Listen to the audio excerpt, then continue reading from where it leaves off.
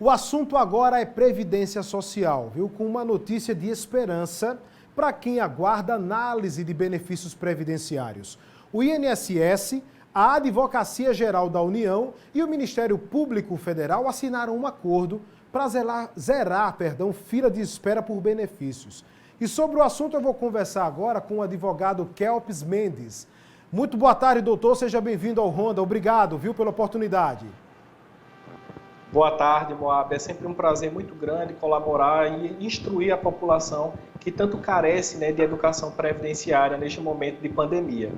Muito bem, doutor. A depender do tipo de benefício, qual será o prazo para a conclusão do pedido de análise dos segurados? Esse prazo ele pode variar entre quanto tempo? Em caso de auxílio-doença, por exemplo, e pensão por morte, qual é o prazo para cada um?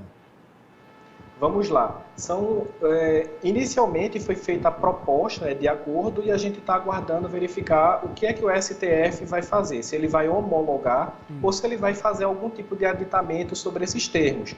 O acordo inicial ele não é de um todo positivo, porque o INSS ele sempre teve um prazo para poder concluir a análise dos benefícios. Para você ter ideia, Moab, esse prazo ele existe desde 1991, no artigo 41 da Lei 8.213.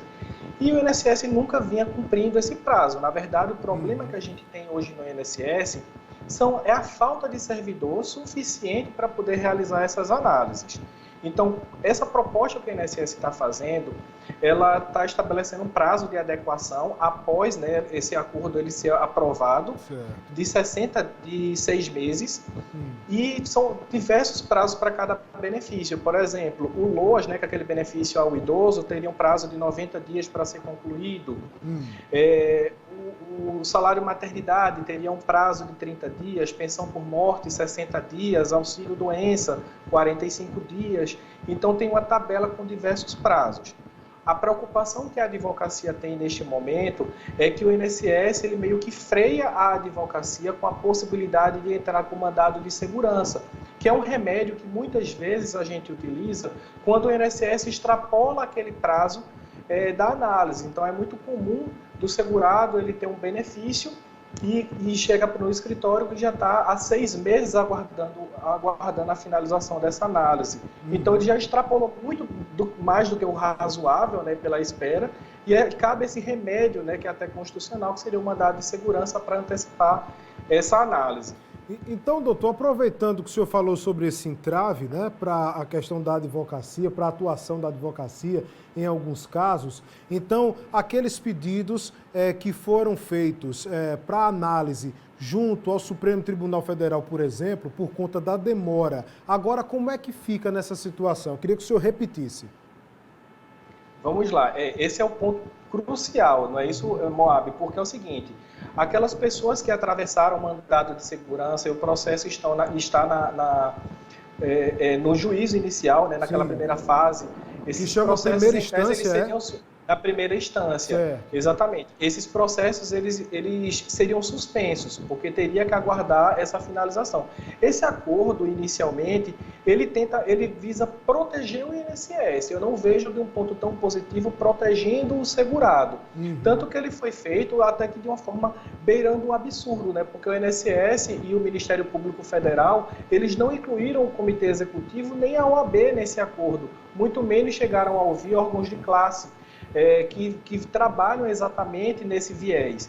Então o INSS ele se protege, porque ele ganha aí 6 meses aí para frente, após esse acordo ser aprovado pelo STF, e aí ele teria esse prazo de adequação. Durante 6 meses, em tese, não caberia esse remédio do mandado de segurança.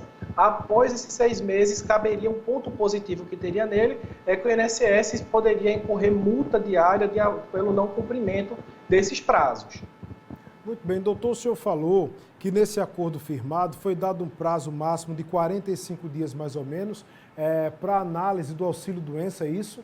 É de 30 ou 45 dias que o senhor falou? Ele mantém o prazo de 45 dias que sempre existiu. Como eu disse, esse prazo ele existe há quase 30 anos, desde 1991. E aí ele mantém esse prazo. Um ponto importante também é o seguinte, o prazo só começa a contar após o esgotamento da parte da instrução do processo, certo. Ou seja, após a perícia, que é o grande entrave que os segurados têm, que é a realização da perícia. Então imagine, se o segurado está aguardando há 3, 4 meses pela perícia, não está contando prazo, somente após a realização da perícia. Certo. Mas o que eu queria perguntar era o seguinte, o senhor com uma experiência advogando na área, um prazo de 45 dias mais ou menos, que não é obedecido junto ao INSS devido a tantos problemas, principalmente de pessoal para análise técnica. O senhor já chegou a ver algo absurdo de quanto tempo de espera para uma análise de um prazo como esse, por exemplo, do auxílio-doença? Muita gente recorre aqui no país. Exatamente. Esse tipo de benefício tem pessoas que estão aguardando aí há 3, 4 meses, por exemplo, e tem situações mais absurdas. Eu vou citar um exemplo aqui, que é um tipo de aposentadoria do deficiente físico, que é aquele deficiente que escolhe trabalhar. Então ele tem direito a uma aposentadoria diferenciada, porque ele tem uma limitação e por conta disso ele se aposenta mais cedo. Ele tem que passar por uma perícia que não vai verificar se ele está capaz ou incapaz para o trabalho, mas sim o quanto que aquele grau da deficiência dele interfere no labor dele diário, se ela é leve, moderada, grave, para identificar o tempo de contribuição dele. Eu já vi caso de gente que está nesse tipo de benefício há mais de 1 ano aguardando esse tipo de perícia. Meu Deus. É um assunto, né, doutor, que traz até esperança para quem está com pedido de benefício pendente, né? Mas como é que vai ser a forma para dar andamento a essa fila? Vai ser por ordem do envio do pedido ou análise pela gravidade, a necessidade de cada situação? Bem, o INSS ele sempre respeita uma ordem cronológica, que é a ordem que os benefícios vão surgindo no banco de dados deles. Ele pede nesse processo de adequação um prazo de 6 meses para ele ir organizando e criando um sistema.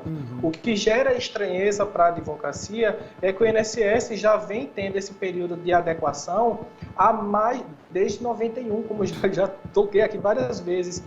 E o INSS não procurou um sistema. Na verdade, eu acredito que esse acordo ele não resolve o problema. O que vai resolver o problema é ter gente suficiente para analisar a demanda, que é muito grande.